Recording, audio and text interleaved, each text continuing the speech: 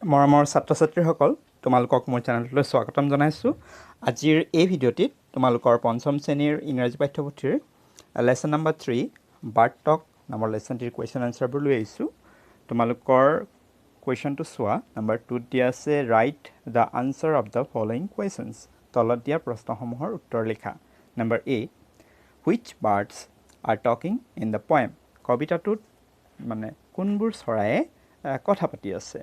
Your answer হ'ব two birds, Robin and Joy are talking in the poem. কবিতাটোত ৰবিন আৰু জয় নামৰ দুটা চৰায়ে কথা পাতি আছে। Number B question who are they talking about. সিহঁতে কাৰ বিষয়ে কথা পাতি আছে। ইয়াৰ আনচাৰ হ'ব they are talking about people. সিহঁতে মানুহৰ বিষয়ে কথা পাতি আছে। Number C question they do not have feathers at all. Who are they here. ইয়াত দে কাক বুজাইছে দে শব্দটোৱে। Here they is referred to people. ইয়াত দে শব্দটোৱে মানুহক বুজাইছে। Number D birds eat beetles they grow' wings they like sitting on wires and things. Who are they হিয়াৰ।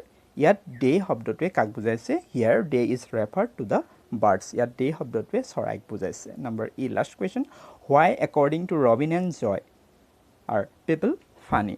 ৰবিন আৰু জয়ৰ মতে মানুহবোৰ কিয় কৌতুকপূৰ্ণ প্ৰাণী।